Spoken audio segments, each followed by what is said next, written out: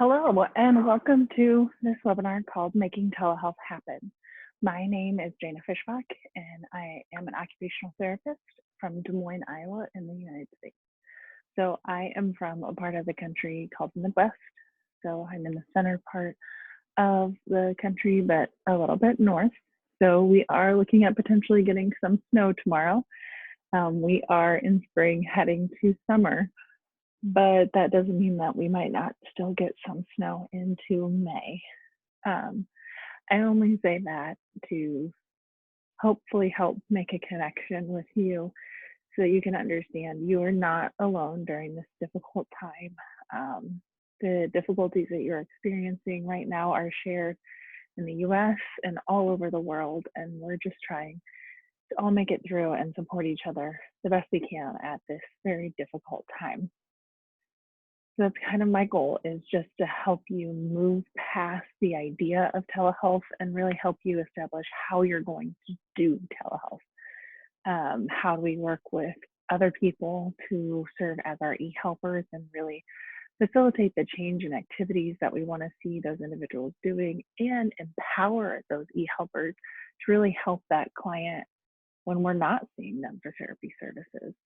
And then talk about some ways that we can use coaching with clients and their parents or other caregivers for telehealth services to really allow this to be successful.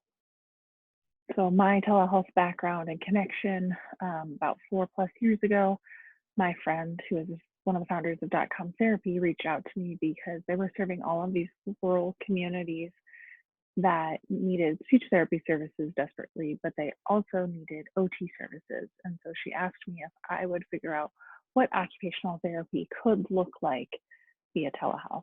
And so I said yes. I wanted to see kind of what telehealth would look like for occupational therapy and figure out whether or not this was someplace that we should go for OT services, because it wasn't someplace that a lot of people were already in and that a lot of people were doing, unlike now where kind of everyone's trying to figure it out. So at that time, I had to make a lot of connections with people, the few people who were doing telehealth services. And I just want to say thank you to Dr. Janet Kaysen and Melanie Chris for their guidance and advice when I was trying to figure this out. And there weren't very many people to ask questions to. The generosity of our profession never ceases to amaze me, and it allowed me to be successful in figuring out this new environment. And I am hoping to repay their gratitude by sharing my experiences and what I've learned doing telehealth services so far with you, so that hopefully you don't kind of feel like you're jumping off the edge of a cliff trying to figure it out on your own. So this is a picture of my hometown. So we're about an hour and a half north of the capital city where I live now. And it's a city of about 10 to 12,000 people, which is considered a really large city for where it's located. Although the city is there, we're surrounded by mostly farming communities. And so, as you can imagine, and as many of you probably experienced, it's very difficult to access services with an expert who has a background and training in your specific diagnosis. Those therapists that work in my hometown in that area are amazing, but they may see an infant in the morning at the hospital for outpatient services, go see a 40-year-old who's just had their knee replaced in the hospital, and then head to a skilled nursing facility and see an older adult there, all in the same day. So having to know a little bit about everything makes it hard to be an expert in anything. And that's where telehealth can break down those barriers and increase access. And during this crazy time is really one of the only ways most of us have to access our clients. So it's really breaking down some of those barriers. And when I started working in telehealth, many of the kids that I was working with was through their school, because here in the States, we require that students be provided supports to access their education in the school using an occupational therapist and a speech therapist and a physical therapist. So I was mostly serving in that capacity, but the children that I was working with never saw OTs And so it was really, I was the only person that was seeing them because otherwise they'd have to drive more than an hour one way to have an appointment. So telehealth can be a really great option in that way. So kind of what is telehealth? Because we all think about the face-to-face, Zoom, which is what I'm using to capture this. You've maybe used Doxy or Theraform. There's many platforms that have come out now, but it doesn't just have to be face-to-face. And it's really any way that we're using information and technology to deliver health-related services where I am not physically in the same place as the client that I'm serving. The thing that I think is wonderful is that we are able to be so contextual via telehealth. And as an occupational therapist, there have been so many times that I've just wished I could be in a home with one of my clients because I could see what was going on. What was the barriers to accessing this activity that they could do so well in the clinic? I just wanted to be able to be there to problem solve with them. And that is where telehealth really allows us to do that. I mean, you could even travel with someone to a different city using telehealth. For example, if you have a teenager going off on a college visit, you could actually access them there. Or if you're working on skills related to someone's job, you could actually join them at their workplace without having to physically travel to their workplace. So it really allows for that opportunity to be in their contact and to be in their space. And I would say to all of you who are worried about planning these elaborate treatments via telehealth, use this opportunity to really just focus on those activities of daily living or the higher level instrumental activities of daily living. I've seen a lot of posts about occupational therapists working with older kids because their rooms were very messy and so they had to clean their rooms. What a great option and opportunity to address the need for organization skills, planning, and then follow through of cleaning your room, because that is a lifelong skill that we all need to have. So there are a few different types of telehealth. So synchronous is completed in real time, which would have been what we originally had planned for this, where I would be live talking with all of you and you could throw questions at me as needed. Instead, because of a change in hospital needs for me, we are now doing this asynchronous. So I recorded it at one time and you're reviewing it at a different time. It could also be a video that you as the client record and then send to the therapist for being reviewed at a different time. Again, if we use work as an example, maybe you're working with an adult who works overnight. And so you want to be able to see what does that difficulty that they're experiencing at work look like. And they can have somebody at work take a video for you because that's okay at work. And it's just a video of them. And then they're able to send that to you so that you can review it and give them feedback and ideas based on your expert abilities about things that they can do. We don't use a lot of asynchronous telehealth in the US yet because there aren't a lot of places that allow for it, let alone people that are paying for it. So it is an option. We just haven't figured out really how we're doing it. Then you have a hybrid model, which I'm assuming most of you are going to be using because you've already seen your clients in person. And so then you're just starting telehealth sessions because that's the only way to access your clients. I think this is a really wonderful benefit and should help you to prioritize the clients that you start with. Please don't try to start with your whole caseload that you were seeing in person. Pick those clients and their families who are really going to allow you to be successful in telehealth. They're going to understand when things go wrong and you screw up, because you will, and that's okay, because we do that in person too. It just feels much more vulnerable and much more exposed when you're online and not there to kind of be the hands to try and fix it. So don't feel bad. You're not doing anything wrong. It's just kind of like when you were a new grad and starting this whole thing out, trying to figure it out and questioning whether you knew anything about what you were talking about, but you do, and you're doing great and your clients appreciate it. So pick those clients though first that are going to let you do that, and they're going to laugh with you when things go wrong, and they're going to be okay. And then you can expand your caseload to those more tricky clients. Teleconsultation is another option. And so what that looks like is you have maybe an older adult whose family is concerned about them. And so then you're actually working with the client individually, but now say we teleconference with their kids who live in 3 different locations to talk about what's the next steps for them going home, what do they need, but you don't actually have the client present in that situation. And then telemonitoring would be use of an equipment for information tracking purposes only. So where telemonitoring and say asynchronous differ is that asynchronous, you're actually providing them feedback and ideas of ways to use that information versus telemonitoring is only monitoring. So one way that you could use equipment for telemonitoring would be having individuals who are diabetic place their blood sugar into an electronic portal. So it's only going to track that information and maybe alert them if something gets a little bit concerning, but you're really using it just for that tracking purposes.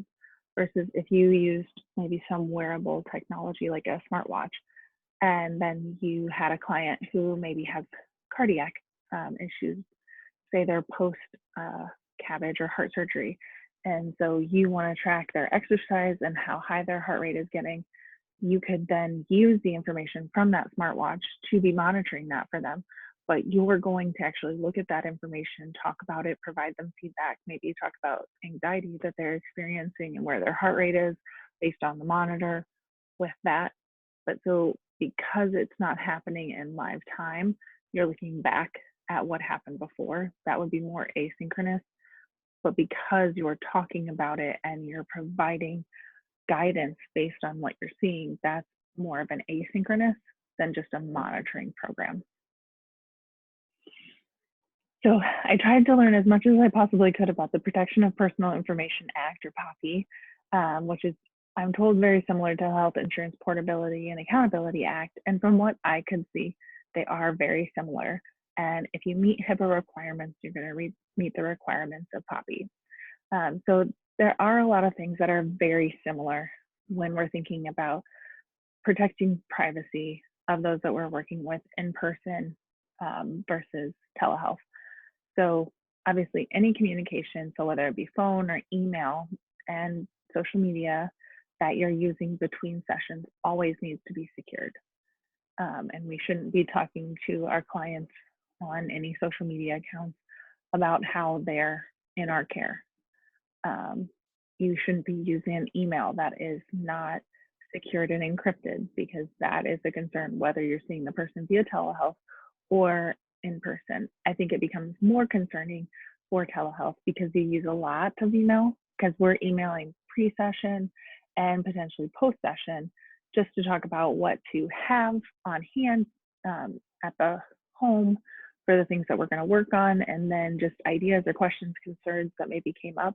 I feel like when I have done telehealth with clients that I was not seeing in person, individuals have been much more open to email communication when little things come up. And I think that it's just because this is a really good form of communication, and this is the only way that they get a hold of me. So you might find that you get more email questions. And I also feel like because people are carrying things over more, they have more questions that they want to check in about between sessions each week. So just know that that's something that you might find too. Then obviously, however you're recording, that information needs to be protected, whether it's electronic health record that's encrypted or if you're writing things down and locking them up. All of that is the same, whether you're doing this in person or via telehealth. Then there's some things to think about specific to telehealth. Now, whatever communication technology you're using must be HIPAA compliant. So Zoom for Healthcare is. FaceTime on any type of device is not.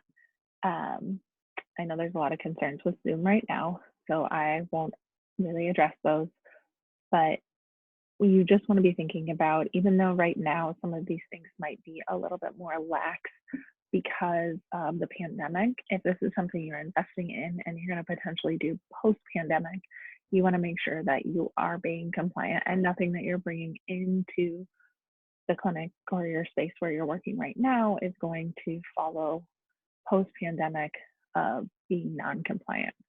So make sure if you're using something that is not compliant, you are tracking that date when those lax regulations no longer are in effect, and you need to make sure that you're following that date very rigidly. Then something that's specific to telehealth to think about is if you're recording videos, you must have explicit permissions from that individual to be able to record a video. And just like if you were going to have a video on, say, an iPad or some sort of tablet that your clinic owns of a client, you would want to have a consent from the client or their parent or caregiver recorded for having that video on that device. We do want to make sure that they consent to receiving telehealth services, but that recording those videos just takes it an extra step. And recording the videos is also an awesome option and opportunity for us via telehealth, because since we're in their space, watching them complete activities of daily living, you can record them doing it and create a library for someone to be able to go back and access those videos when they're not in a therapy session. And then they have you there cueing them, or their caregiver there helping you watch the video and using the same cues that you used to allow them to then be successful in carrying it over more days. I had one little boy that I worked with who had been trying to tie his shoes for a very long time. And the first time that I got to see him via telehealth, I taught him a slightly different way, to knot method.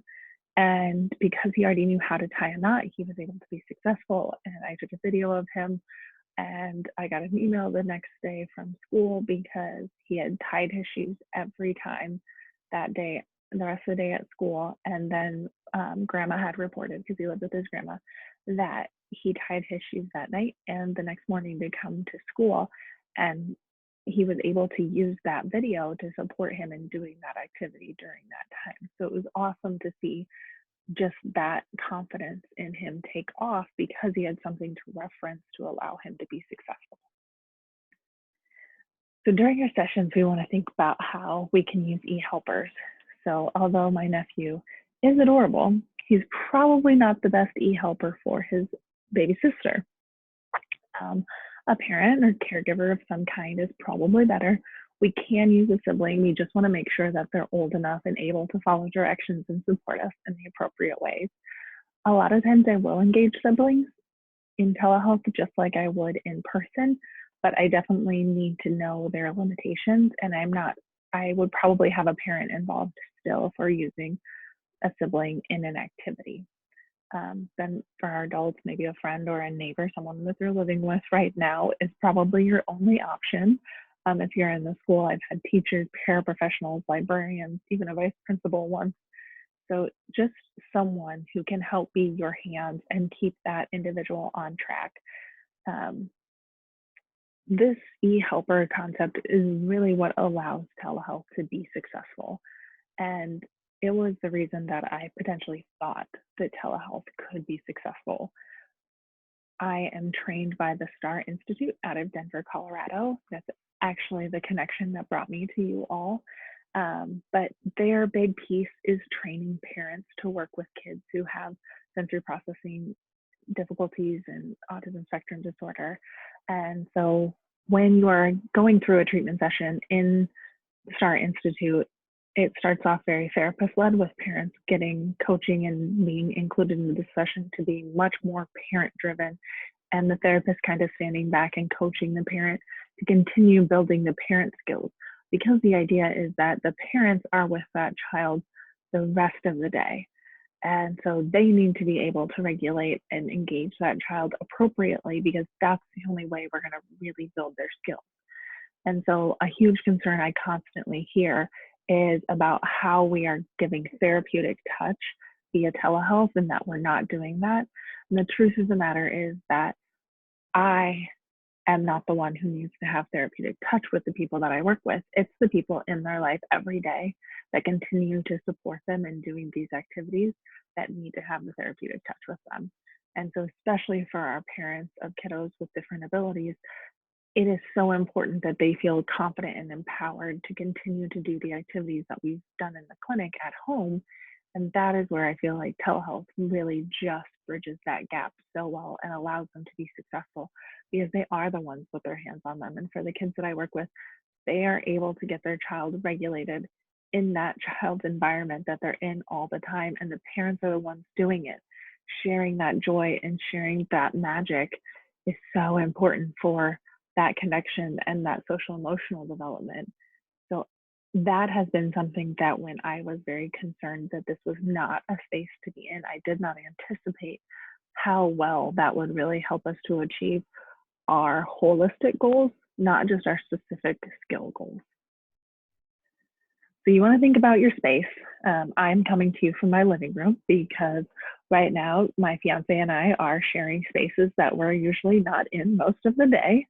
And so for me, though, the living room works really well because I may be here sitting in my chair 1 minute, and then I might say, okay, well, we're going to grab the couch cushions.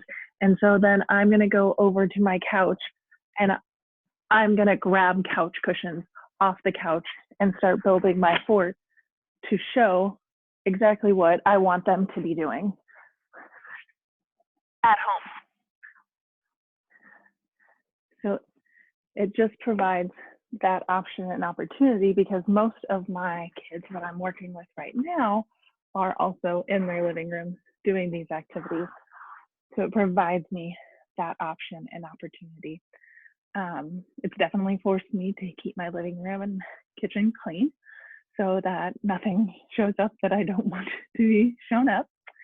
But definitely think about the background and what people are going to see when you're moving in general.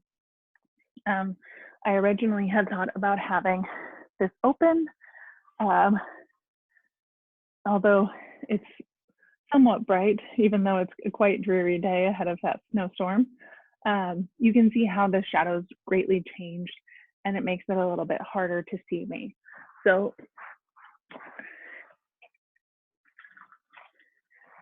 it's where it's important just to think about those little changes in lighting and things to allow your clients to see you well and to know what they're looking at.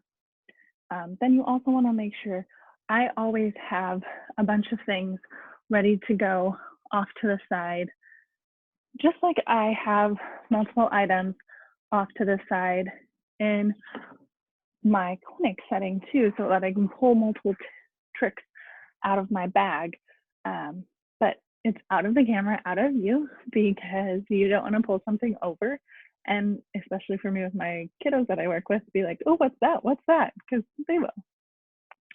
Then something else to think about when you're planning your space is the items that you're using. So if you download something from the internet and you have paid for that access to that item, you need to check what the copyright permissions are for that item. Some places say, yes, please feel free to share everything that you've paid for and downloaded, that's okay. Other places are not that generous. They only want you to print them off and then you need to mail things to families.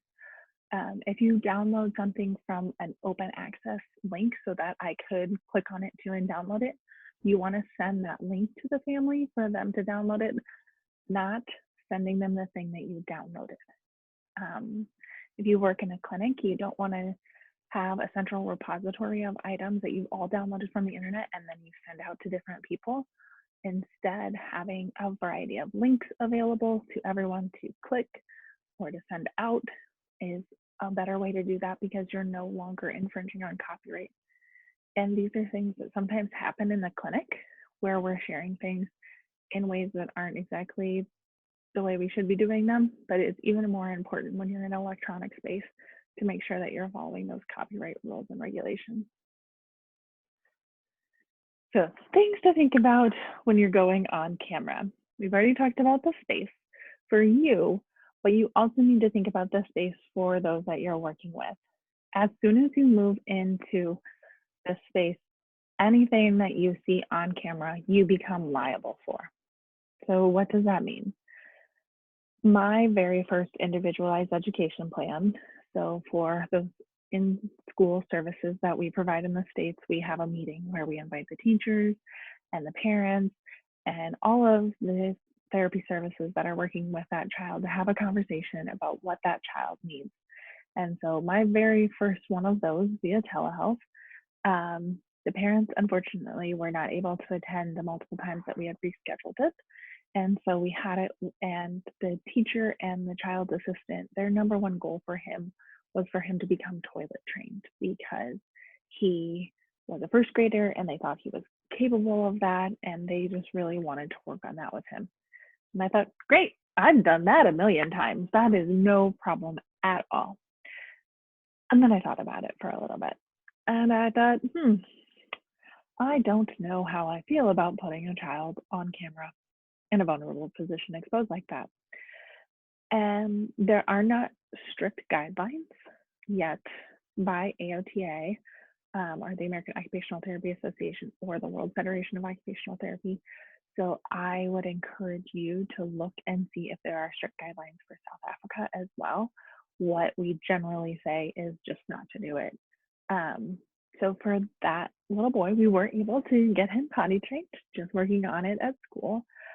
We set up a routine schedule and timing for him to go to the bathroom right when he got out of school, and then every couple of hours.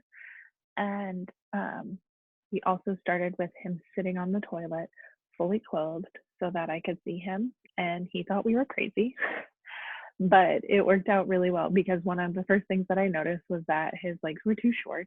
And so he wasn't actually stable on the toilet and able to reach the ground. So we simply fixed that by getting him a little step stool. And then his assistant would be in the bathroom with him while the camera was outside the bathroom, and she would come and demonstrate and describe, because one of the things was that he was having a hard time getting the back of his pants pulled up. And so she's like, oh, he can do it in the front, no problem. So I just demonstrated for her how to have him grab in the front and slide his hands to the back so that he would know where that part was, and he was able to be successful with that. That same little boy, so that's kind of using that e-helper and coaching model. That same little boy, they really wanted him to work on dressing skills, because mom had a lot of young children and they felt like she was just overwhelmed. And with his needs, they thought that would be something they could help address at school. So we also worked on that. And I obviously have a tank top on under this, but just because the tank top does go to small straps, I always have an extra shirt with me. And so then when I'm doing something that's a dressing activity, I just explain to the e-helper how I want them to have it set up. So, okay, put the shirt down in front, and then I can turn this down so they can see my hands, and show how we want to put it, just so that you can grab and slide in. And we can make that a little bit more successful for them by being able to just show and demonstrate what exactly you want them to do.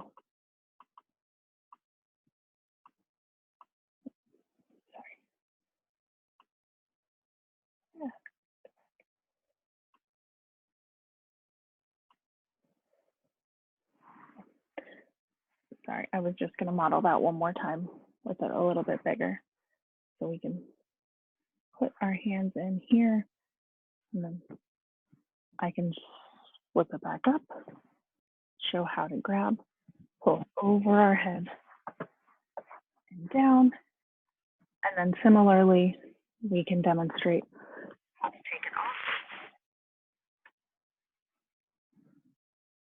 And that just maintains me with all my clothing on, and the child has the tank top on at minimum underneath the shirt that they're pulling on, and shorts under any pants that they're putting on, because that again allows them to be safe and not exposed. And so that's just something special that you definitely want to think about when you're thinking about telehealth services and how you're going to do that. As this photo is meant to illustrate, you will probably have siblings photobombing your sessions, especially if you've seen them in person and they know how much they love you and miss you as well.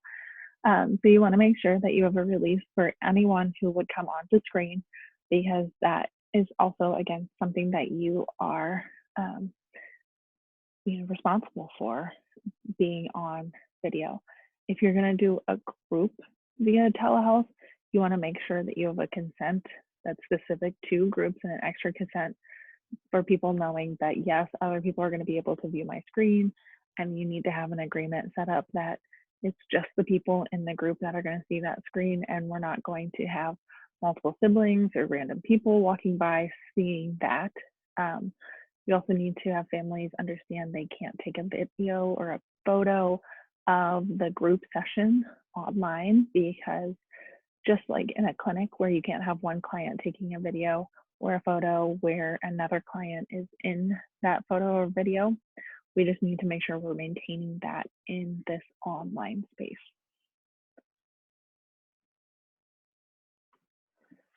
Okay, things to think about prior to the session. Again, reach out to your families and figure out who even has the technology available to support doing telehealth. It probably isn't going to be your entire caseload, and that's okay.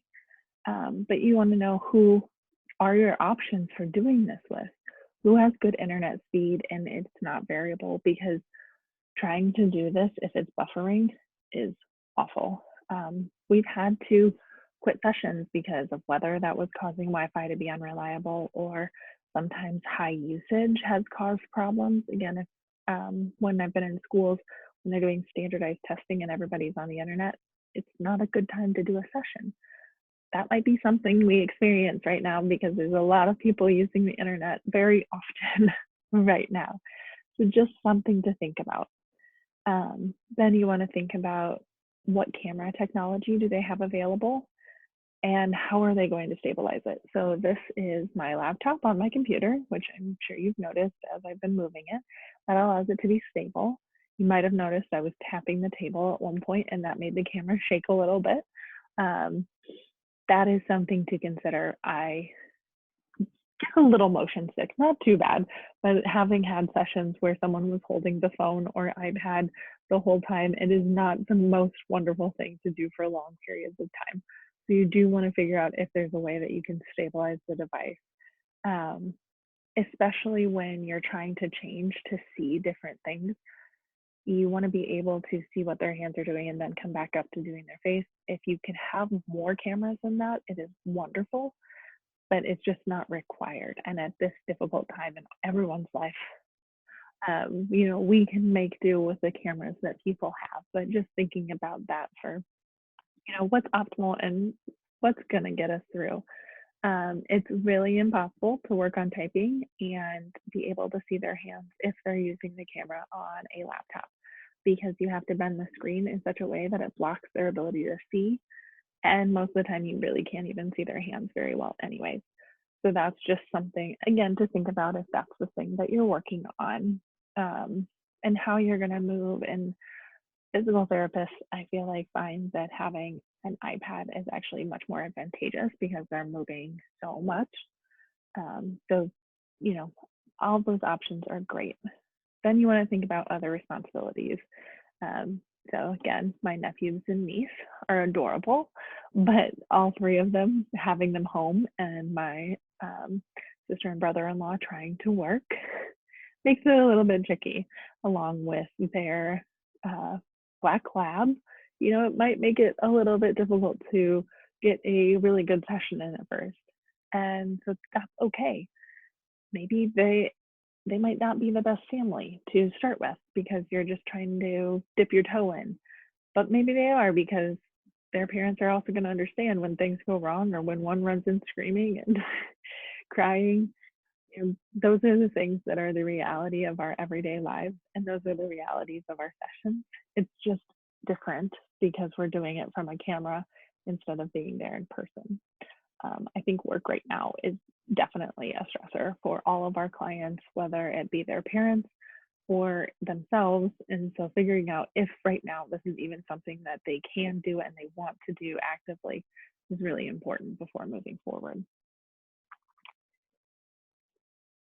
So then when you're planning for that session, knowing that they maybe have these other responsibilities, what is possible? Are there two parents at home and so one parent is going to move siblings to one room and we're going to be in another room? Is that not possible? Most of my families are saying that's not possible right now. That's okay. But then I'm planning knowing that we're going to have multiple people in the room and I have to adjust what we're working on to maybe engage everyone, but also that I have releases in place for those siblings if possible. But then I'm going to talk to families about what they have available in their home. And you can think about starting with what you have in the clinic that you would plan to use with them in a session, or maybe that they've seen you use. I think I played Jenga while we were in South Africa. So, do you guys have a game like Jenga that we could use to work on finger skills, something where we're pinching and they would have to be, using two hands to stabilize? Do you have anything like that? Because maybe they don't have Jenga, but maybe they have another game. And the wonderful thing about this is sometimes you learn about games that you discover you really need in your clinic or in your practice, because they're great games for working on fine motor or two-handed skills. And so you can just learn from what they have that is similar to things that you have been using. Or maybe, it's something as simple as little things you have around your house to make fun snacks for a fine motor double hand skills, using those two hands together to put the pretzels in, and then using your little pinch fingers to put the eyes on and the nose. What do they have available that's going to help you reach your goals that you're working towards? And again, if you have ADL goals, just work on those ADLs because they have those things available at that time. And then you also want to think about what you have available to you to help demonstrate what you want them to be doing. So again, I mentioned I always have my bag of goodies next to me. This is one of my favorite sweaters for teaching buttoning, because it is a very high contrast color. So kids can really see the difference in the button and the sweater and how I'm pinching and holding to push through. And then so that contrast and the size allows it to really translate well through the camera, because you can see what I want you to be able to see so that you can be more successful. Other things that I have that aren't necessarily, what I would normally have, I have some felt money. So obviously a little bit different than our regular money, but it allows me to show kind of that shift that we would be looking for, rotation, because there's greater contrast here. And so I can also, put it on the table and set up an activity and then say, okay, now I want you to flip them over. And that high contrast just allows it to be a little bit easier viewing. Doesn't have to be that you don't have to have these. You can definitely use real money, especially with kids who are in age that understand that. This is just one of those things I saw, and I really liked the contrast as an option to be able to work with kids on that, especially those who don't understand money quite yet. Other things that I have found are super helpful if we're doing anything on emotions. This might be something that I have a family create a face and draw a face on a piece of construction paper, but wait to hold off on like the facial features, because then we can talk about, what does a smile look like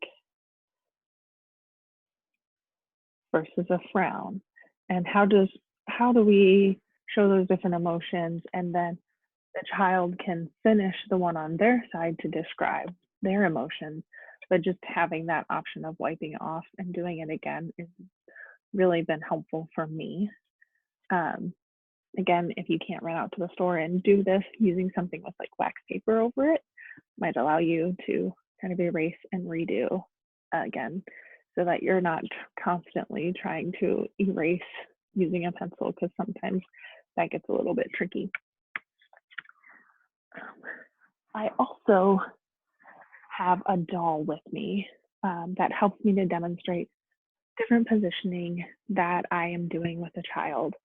So this doll, because it has all of the joints, really allows me to show parents exactly how we want to be doing positioning and putting hands on a child to allow them to also, okay, I need to move this down a little bit.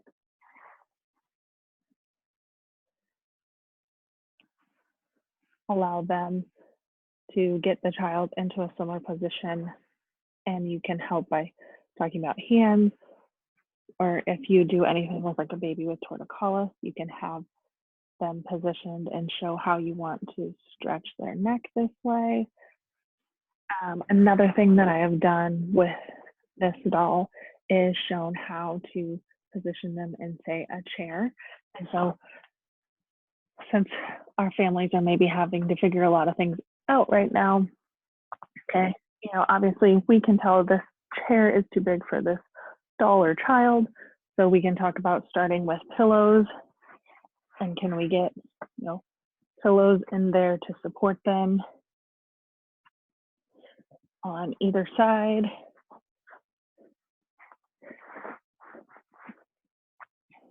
And so, okay, now we've got a little bit more lateral support, but maybe this child needs a little bit more support at their neck. And what I have done in person too is had towels that we grabbed from their home, and then we make them into the supports that we need.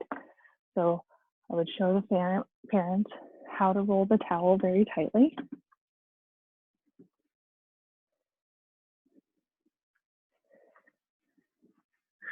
And then we can grab some tape.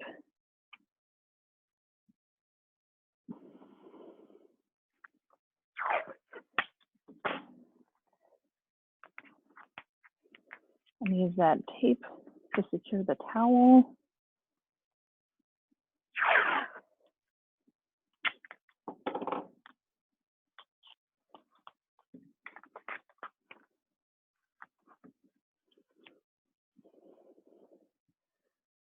And then with that, we can maybe position it like that to give the child a little bit more neck support. But I just like to use this doll as a visual demonstration of what I want the parents to be doing with their child, and then I can give them feedback as they're doing it to allow them to be successful. Again, right now is not a perfect situation for any of us. This is not my first time working on this recording, and it all has not gone completely to plan even this time. So know that that's okay. Know you're going to run into those bumps. And remember, you run into them in the clinic as well. But you're doing great, and you're going to keep getting better, and it will get easier as long as you stick with it. Another thing to think about is how clients can hear you. If you have headphones with a microphone on them, that's always wonderful. The only difficult thing with these is that you are tethered to your computer. You might see mine that I have. They're not 100% necessary. It just kind of depends on the sound system of your computer. And I feel like these pick me up a little bit better, especially as like when I demonstrated with the couch cushions. If you're moving away and towards the computer screen all the time, it's kind of nice to have that microphone on you. But again, not the thing that you have to have, just something you could think about if this is something you're going to continue doing in the future. Okay, so then a secret is a problem-solving strategy designed by Dr. Lucy Jane Miller, and it's a wonderful, wonderful book, and I would encourage all of you to go check it out. What it really tries to do is create a level of independence for anyone with sensory needs or really any type of difficulties by teaching you to think about things in a secret way. And the secret is really the way that we think as OTs.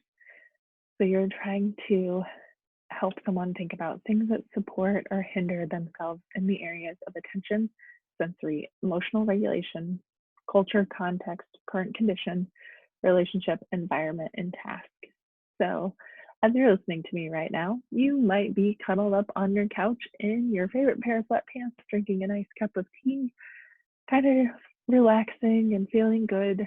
And the sound of my voice might not be enough to completely keep your full attention.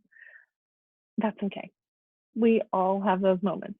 But what are you doing in the current situation that is supporting your attention and your ability to remain regulated, and what is hindering it? Because you are able to influence that and make decisions based on how you want to positively influence your attention. Then, sensory wise, again, I am a fully functioning adult, but I have my own sensory needs. I sleep with earplugs because I am very over responsive to sound, which makes it difficult to sleep at night. Um, I can have a conversation at a very normal tone of voice with earplugs in because my hearing is that sensitive. So I need to sometimes fill my environment with sound so that my brain is not distracted by the sound of, a garage door opening or a dog barking or a bird chirping, which are all things that I can hear right now as I'm trying to remain focused and attentive to speaking with you. On the flip side of that, I have very poor body awareness and I need a lot of body input to feel calm and regulated. And so I do a lot of yoga almost daily when I'm in my normal routines and habits. Unfortunately, right now has not been great for normal routines and habits. And so I got out of that much more than I should have. And I've been working my way back into it because my body just needs it and my mental health definitely needs it. And so this is something that we really want to support right now, because we're all so dysregulated and so out of our comfort zone that if we just help put that little bit of normalcy back into things, I think you'll find this is a wonderful way to access clients, and telehealth can be that way to help with that emotional piece. Because I was just talking to a mom yesterday who she said, "Oh my goodness, he's grinding his teeth and he's just driving me nuts with his teeth grinding. I can't get him to stop doing it. Do you have any ideas? I'm at my wit's end." And I asked her how she was doing. What's her regulation? Because this mom and this little boy have competing sensory systems, and they are both very over responsive to everything. So they escalate each other very, very quickly. And she said, "Oh, you're right. I'm also grinding my teeth. My jaw hurts from grinding my teeth. So maybe I need to calm down and then he'll calm down." So we came up with some solutions for her to be a little bit more regulated and some solutions for him to be a little bit more regulated. And she said that last night going to bed worked out a lot better. Then thinking about culture, context, and current condition. And obviously, right now, what we're experiencing is so incredibly unusual, and how you're dealing with that and with holidays, you know, having the time to just ask the question of how are you doing? Are you struggling with right now? What are your biggest concerns, and what do you have space and time to work on right now? That is a great way to start the conversation and to really work with clients, because we all need that support right now more than ever. And if they're in their home and they say, we've been working on handwriting, but goodness, I just can't get him to get dressed in the morning, and I wish he'd get dressed in the morning, then let's work on getting dressed in the morning. Let's get them dressed. But having those conversations and checking in and seeing how people are doing is really, really wonderful that way, because we don't know how all of us are dealing with this difficult time. So really asking those questions can be wonderful. Then thinking about the relationships, that little boy that I was talking about, his mom is wonderful, but his dad is more on the under responsive side. So when we started working together, dad was actually the better person to regulate him because they didn't set each other off. Dad has to get a lot of input and people to get really upset for anything to phase him or for him to get very worked up. So he is actually a better person to be a regulator for that little boy. But mom has done a lot of work to understand her own sensory needs, and so they have a much better relationship now. And then the last two are those environment and task pieces. As OTs, we are experts in modifying the environment and the tasks that we do. But sometimes we forget that other people don't know how to do that, and they don't understand really simple strategies for thinking slightly outside the box. Um, and that would be something I encourage you not to underestimate when you're doing telehealth. That is very skilled, but I think sometimes we forget our OT brains are unique. And so then we just assume everyone thinks that way. My fiance is in business. And so there are many times when I am just very much reminded that the way that I think about things is very different than the way that most people think about things. And so that is a skilled and billable service when you're sharing that knowledge. And especially if you're building that problem solving ability using something like a secret to support people in doing that outside of your sessions. And that's why it's so amazing if you can teach them to use this when they're in their home, because then they're already successful using it in their home and they're going to keep building off of it. That's where occupational performance coaching also comes in. So this is a strengths-based approach to address deficits and occupational performance challenges. So what does this person care about, and how can I teach them to solve their own problems?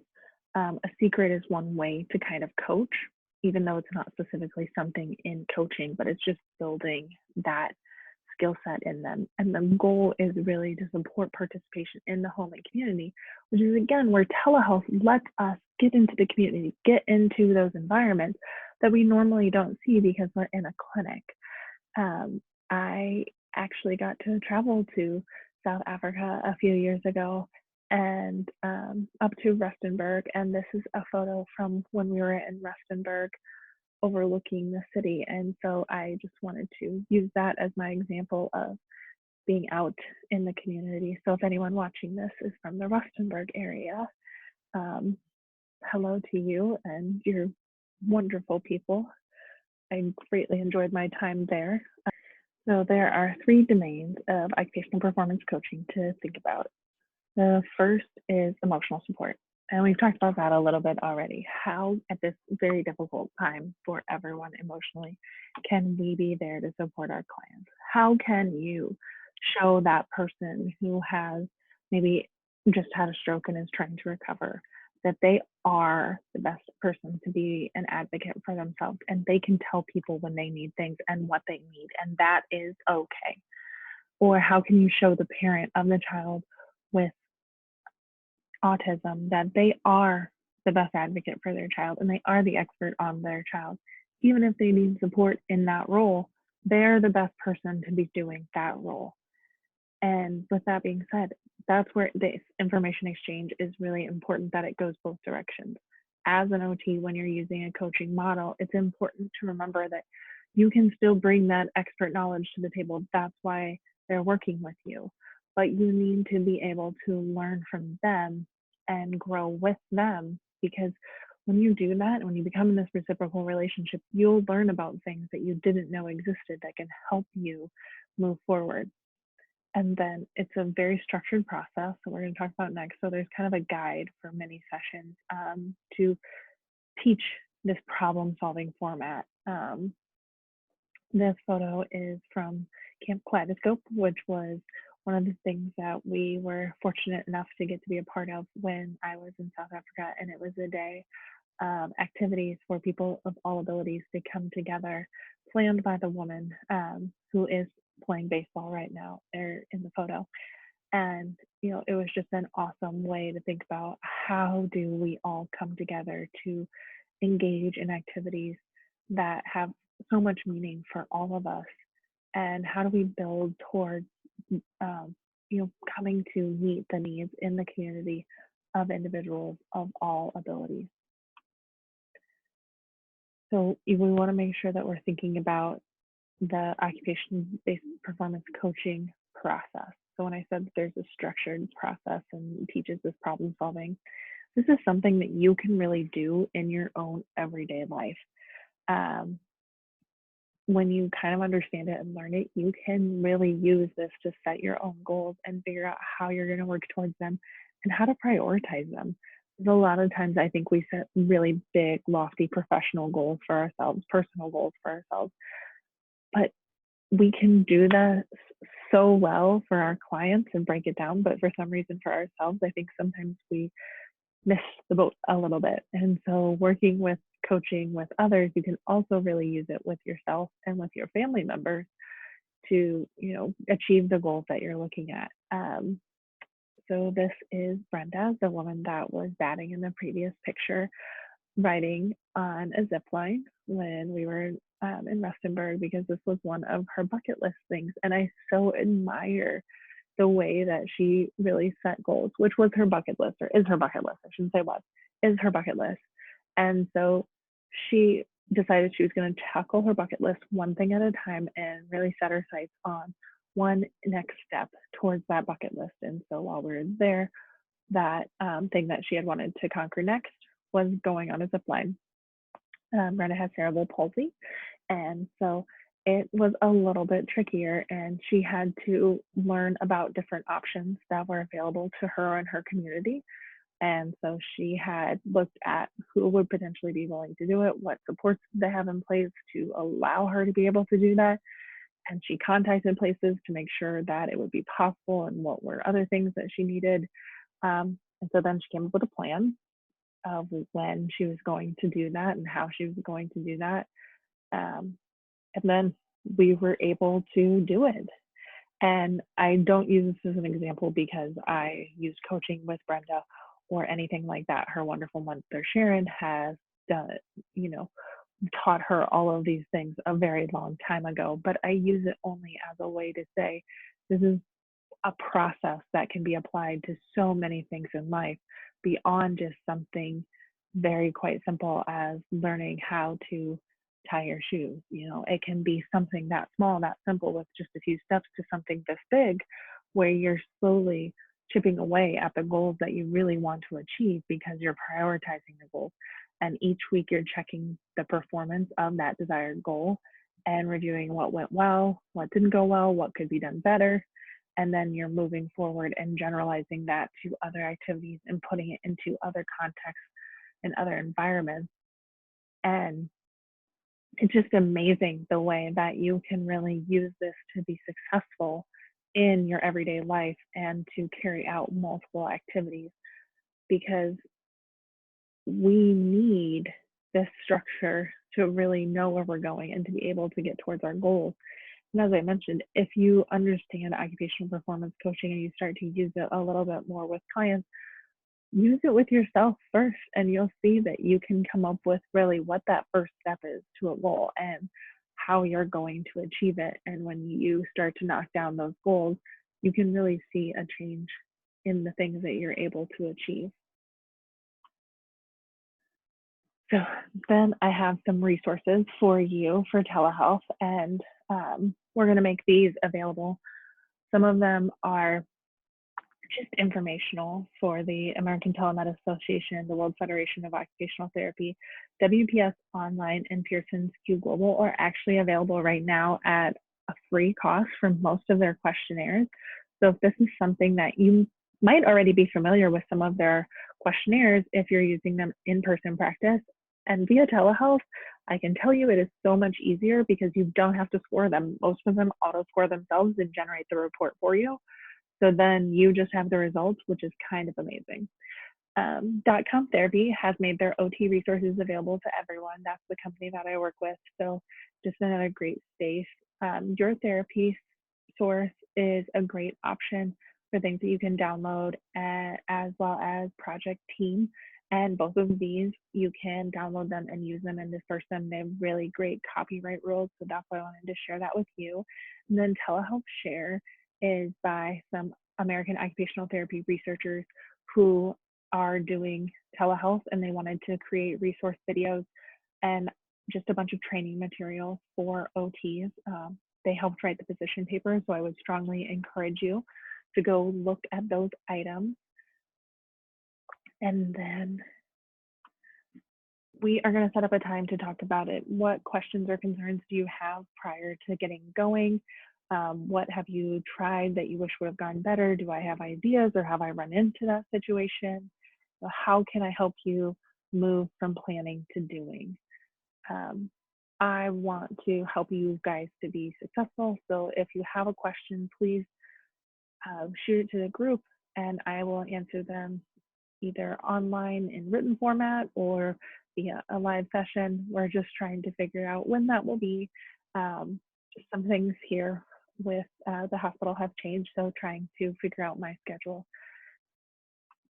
Then I have my references for you all, but I would just love to help and know that you guys can do this and you are doing great, and you should not be afraid when this feels awkward and when this feels weird and difficult, because it is a new space, it's a new skill, it's a new thing, but you can do it. Just keep trying, and I promise it will get easier. And I really hope that none of us feel too comfortable in this space, because I hope that we're all out of quarantine and isolation well before you're able to see the full benefits of telehealth. But maybe it's something you decide to keep in your practice as a way to meet some families' needs. Thank you for joining me, and best of luck.